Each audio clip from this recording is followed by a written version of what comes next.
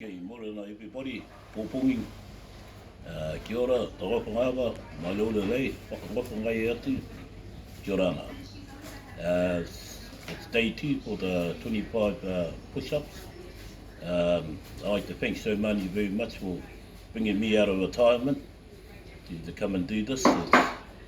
It's not an easy challenge, but it's a challenge for us for our age, over the 55 and upwards to 60.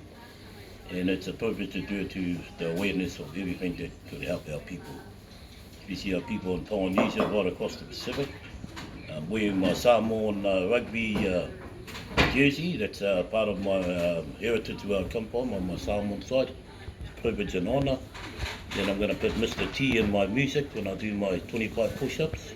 So every day I do my push-ups. I have different nationalities of all my original bloodline where I come from, Samoa, Tahiti, Māori, Cook Island, Palangi, French, everything. So it'd be different music for every day.